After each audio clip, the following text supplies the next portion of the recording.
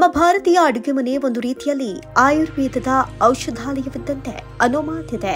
ಯಾಕಂದ್ರೆ ಇಲ್ಲಿರೋ ಒಂದೊಂದು ಸಾಂಬಾರ ಪದಾರ್ಥಗಳಿಗೂ ನೂರಾರು ರೋಗಗಳನ್ನ ಹಾಗೂ ಆರೋಗ್ಯ ಸಮಸ್ಯೆಗಳನ್ನ ಪರಿಹರಿಸುವ ಸಾಮರ್ಥ್ಯವಿದೆ. ಹಾಗಿದ್ರೆ ಅಡುಗೆ ಮನೆಯಲ್ಲಿ ಪ್ರಮುಖವಾಗಿ ಬಳಕೆಯಾಗುವ ಜೀರಿಗೆ ಹಾಗೂ ಧನಿಯಾ ಅಥವಾ ಕೊತ್ತಂಬರಿ ಬೀಜದ ಲಾಭವೇನು ಅನ್ನೋದನ್ನ ಈ ವಿಡಿಯೋದಲ್ಲಿ ನೋಡೋಣ. ನಮ್ಮೆಲ್ಲರ ಅಡುಗೆ ಮನೆಯಲ್ಲೂ ಸಾಮಾನ್ಯವಾಗಿ ಇದ್ದೇ ಇರುವ ಸಾಂಬಾರ ಪದಾರ್ಥ ಅಂದ್ರೆ ಅದು ಜೀರಿಗೆ. ಈ ಜೀರಿಗೆಯಲ್ಲಿ ಕ್ಯಾಲ್ಸಿಯಂ, ಪೊಟ್ಯಾಷಿಯಂ, ಮ್ಯಾಂಗನೀಸ್ ಮತ್ತು ಸೆಲೆನಿಯಂತಹ ಖನಿಜಗಳು ಸಮೃದ್ಧವಾಗಿವೆ. ಇದು ಚರ್ಮದ ಕಾಂತಿ ಹೆಚ್ಚಳವಾಗುವುದಕ್ಕೆ ಸಹಾಯ ಮಾಡುತ್ತೆ. ಹೀಗಾಗಿ ಇದನ್ನ ದಿನವೂ ಬಳಸೋದು ಉತ್ತಮ. ಜೀರಿಗೆಯಲ್ಲಿ ವಿಟಮಿನ್ ಇ ಅಂಶ ಇರುವುದರಿಂದ ಚರ್ಮಕ್ಕೆ ಆರೋಗ್ಯಕರ ಹೊಳಪು ನೀಡುತ್ತೆ. ನಿತ್ಯ ತಪ್ಪದೆ ಕುದಿಸಿದ ನೀರಿಗೆ ಜೀರನ್ನ ಕುಡಿಯುತ್ತಾ ಬಂದ್ರೆ ಮುಖದಲ್ಲಿನ ಸುಕ್ಕುಗಳು ನಿವಾರಣೆಯಾಗುತ್ತೆ. 1 ಲೋಟ ಜೀರಿಗೆ ನೀರನ್ನ ಖಾಲಿ ಹೊಟ್ಟೆಯಲ್ಲಿ ಕುಡಿದ್ರೆ ಅದರಿಂದ ಜೀರ್ಣಕ್ರಿಯೆಯು ವೃದ್ಧಿಸುತ್ತೆ. ಅಲ್ಲದೆ ಇದರಲ್ಲಿ ಮೆಗ್ನೀಷಿಯಂ, ಸೋಡಿಯಂ ಇದ್ದು ಜೀರ್ಣಕ್ರಿಯೆಗೆ ಸಹಕಾರಿಯಾಗುತ್ತೆ. ಜೀರಿಗೆಯು ದೇಹದಲ್ಲಿರುವ ವಿಷವನ್ನ ಹೊರಗೆ ಹಾಕೋದು, ಇದರಿಂದ ಹೊಟ್ಟೆಗೆ ಸಂಬಂಧಿಸಿದ ಕೆಲವು ಸಮಸ್ಯೆಗಳಾಗಿರುವಂತಹ ಆಸಿಡಿಟಿ, ಹೊಟ್ಟೆಯ ಗ್ಯಾಸ್ ಮತ್ತು ವಾಕರಿಕೆ ನಿವಾರಣೆ ಮಾಡುತ್ತೆ. ಇನ್ನು ಜೀರಿಗೆಯಲ್ಲಿ ಉನ್ನತ ಮಟ್ಟದ ವಿಟಮಿನ್ ಎ ಮತ್ತು ಸಿ ಇದೆ. ಇವುಗಳು ಆಂಟಿ ಆಕ್ಸಿಡೆಂಟ್ಗಳಾಗಿ ಕೆಲಸ ಮಾಡಿ ಸೋಂಕಿನ ವಿರುದ್ಧ ಹೋರಾಡುತ್ತೆ. ಖಾಲಿ ಹೊಟ್ಟೆಯಲ್ಲಿ ಜೀರಿಗೆ ನೀರು ಕುಡಿದ್ರೆ ಅದರಿಂದ ತೂಕ ಇಳಿಸೋದಕ್ಕೆ ಸಹಾಯಕಾರಿ. ಯಾಕಂದ್ರೆ ಇದರಲ್ಲಿ ಆಹಾರದ ನಾರಿನಾಂಶವು ಹೆಚ್ಚಾಗಿದೆ ಮತ್ತು ಜೀರ್ಣಕ್ರಿಯೆ ವ್ಯವಸ್ಥೆಯು ಸರಾಗವಾಗಲು ನೆರವಾಗುತ್ತೆ. ಅಲ್ಲದೆ ಉರಿಯೂತ ಶಮನಕಾರಿ, ಬ್ಯಾಕ್ಟೀರಿಯಾ ವಿರೋಧಿ ಮತ್ತು ಶಿಲೀಂಧ್ರ ವಿರೋಧಿ ಗುಣ ಹೊಂದಿರುವಂತಹ ಜೀರಿಗೆಯು ಉಸಿರಾಟದ ಸಮಸ್ಯೆಗೆ ತುಂಬಾ ಪರಿಣಾಮಕಾರಿ ಮನೆಮದ್ದಾಗಿದೆ. ಇದು ಅಸ್ತಮಾ ಮತ್ತು ಬ್ರಾಂಕೈಟಿಸ್ಗೆ ಪರಿಣಾಮಕಾರಿಯಾಗಿದೆ. ಕಫಗಟ್ಟುವುದನ್ನು ನಿವಾರಿಸುವಂತಹ ಅಂಶವು ಜೀರಿಗೆಯಲ್ಲಿದೆ ಮತ್ತು ಇದು ಉಸಿರಾಟದ ವ್ಯವಸ್ಥೆಯಲ್ಲಿ ಕಫ ನಿಲ್ಲುವುದನ್ನು ತಡೆಯುತ್ತದೆ. ಇನ್ನು ಕೊತ್ತಂಬರಿ ಕೂಡ ಆರೋಗ್ಯಕಾರಿ ಗುಣ ಹೊಂದಿದ್ದು, ಕೊತ್ತಂಬರಿ ಬೀಜವನ್ನ ಆಂಟಿ ಡಯಾಬಿಟಿಕ್ ರೂಪದಲ್ಲಿ ಬಳಸಬಹುದು ಎಂಬುದು ವೈದ್ಯರ ಸಲಹೆ. ಕೊತ್ತಂಬರಿ ಬೀಜದಲ್ಲಿ ಕೆಟ್ಟ ಕೊಲೆಸ್ಟ್ರಾಲ್ ಪ್ರಮಾಣ ಕಡಿಮೆ ಮಾಡುವ ಅಂಶವಿದ್ದು, ಜೊತೆಗೆ ಉತ್ತಮ ಕೊಲೆಸ್ಟ್ರಾಲ್ HDL ಅನ್ನ ಪ್ರೇರೇಪಿಸುತ್ತೆ.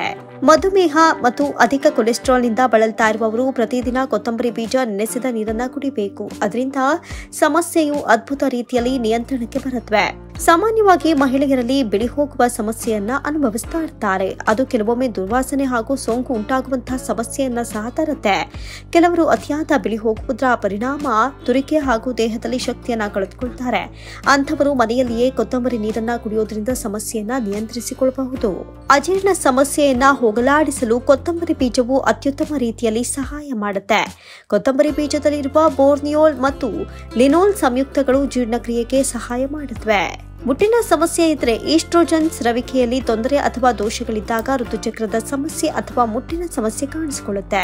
ಕ್ರಮಬದ್ಧತೆ ಇಲ್ಲದೆ ಋತುಚಕ್ರ ಉಂಟಾಗುವ ಸಮಸ್ಯೆಗೂ ಕೊತ್ತಂಬರಿ ಬೀಜ ಉತ್ತಮ ಆರೈಕೆ ನೀಡುತ್ತೆ.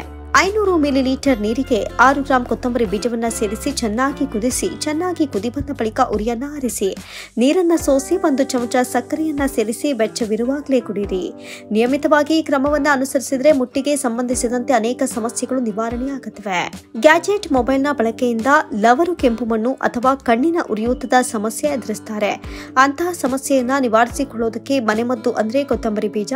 ಕೊತ್ತಂಬರಿ ಬೀಜದಲ್ಲಿ ಇರುವಂತಹ ಪೋಷಕಾಂಶಗಳು ಹಾಗೂ ಉತ್ಕರ್ಷ ನಿರೋಧಕ ಅಂಶಗಳು ಕಣ್ಣಿಗೆ ಸಂಬಂಧಿಸಿದ ಅನೇಕ ಸಮಸ್ಯೆಗಳನ್ನು ನಿವಾರಿಸುತ್ತವೆ. ಕಣ್ಣು ಕೆಂಪಾಗುವುದು, ತುರಿಕೆ, ಕಣ್ಣಿನ ಸೋಂಕು, ಕಣ್ಣಿನ ಉಬ್ಬು ಸೇರಿದಂತೆ ಇನ್ನಿತರ ಸಮಸ್ಯೆಗಳು ದೂರವಾಗುತ್ತವೆ. ಒಂದು ಪಾತ್ರೆಯಲ್ಲಿ 1 ಗ್ಲಾಸ್ ನೀರು ಮತ್ತು 1 ಟೇಬಲ್ ಚಮಚ ಕೊತ್ತಂಬರಿ ಬೀಜವನ್ನ ಸೇರಿಸಿ ಕುದಿಸಿ, ಚೆನ್ನಾಗಿ ಕುದಿ ಬಂದ ಬಳಿಕ ಉರಿಯನ್ನ ಆರಿಸಿ, ಮಿಶ್ರಣವನ್ನ ಆರಲು ಬಿಡಿ. ಸಂಪೂರ್ಣವಾಗಿ ತಣ್ಣಗಾದ ಮೇಲೆ ನೀರನ್ನ ಸೋಸಿಕೊಂಡ ನೀರಿನಿಂದ ಕೆಂಪು ಕಣ್ಣು ಅಥವಾ ಸೋಂಕಿಗೆ ಒಳಗಾದ ಕಣ್ಣುಗಳನ್ನ ತೊಳೆಯಿರಿ. ಸಮಸ್ಯೆ ಉಂಟಾದಾಗ ಈ ವಿಧಾನದಿಂದ ಆಗಾಗ ಕಣ್ಣನ್ನ ಸ್ವಚ್ಛಗೊಳಿಸಿದ್ರೆ ಅಥವಾ ತೊಳೆದ್ರೆ ಸಮಸ್ಯೆ ಗುಣವಾಗುತ್ತೆ. ಇಂದು ಸಾಮಾನ್ಯವಾಗಿರುವ ಮಧುಮೇಹ ಸಮಸ್ಯೆಗೆ ಕೊತ್ತಂಬರಿ ಹಾಗೂ ಜೀರಿಗೆ ಎರಡೂ ರಾಮಬಾಣದಂತಹ ಔಷಧಿ ಆಗಿದೆ. ಕೊತ್ತಂಬರಿ ಹಾಗೂ ಜೀರಿಗೆಯನ್ನ ಸಮ ಪ್ರಮಾಣದಲ್ಲಿ ತೆಗೆದುಕೊಂಡು ಹುರಿದು ಪುಡಿ ಮಾಡಿಟ್ಟುಕೊಳ್ಳಬೇಕು. ಪ್ರತಿದಿನ ಬೆಳಗ್ಗೆ ಎದ್ದ ಬಳಿಕ 1 ಸ್ಪೂನ್ ಪುಡಿ ತಿಂದು ನೀರು ಕುಡಿದಲ್ಲಿ ಮಧುಮೇಹದ ಪ್ರಮಾಣ ಕಡಿಮೆ ಮಾಡಬಹುದು. ಇದಲ್ಲದೆ ಚಿಕ್ಕ ಮಕ್ಕಳಲ್ಲಿ ಬಾಲ್ಯದಲ್ಲಿ ಕಂಡುಬರುವ ಅಜೀರ್ಣದ ಹೊಟ್ಟೆ ನೋವಿಗೂ ಜೀರಿಗೆ ಹಾಗೂ ಕೊತ್ತಂಬರಿ ಬೀಜ ಹಾಕಿ ಮಾಡುವ ಕಷಾಯ ಉಪಯೋಗಿ. ಒಟ್ಟಾರೆ ಕೊತ್ತಂಬರಿ ಹಾಗೂ ಜೀರಿಗೆ ನಮ್ಮ ಹಲವು ಸಮಸ್ಯೆಗಳಿಗೆ ಮನೆಯಲ್ಲೇ ಸಿಗೋ ಔಷಧವಾಗಿದ್ದು, ಬಳಕೆ ಬಗ್ಗೆ ತಿಳುವಳಿಕೆ ಮೂಡಬೇಕಷ್ಟೇ.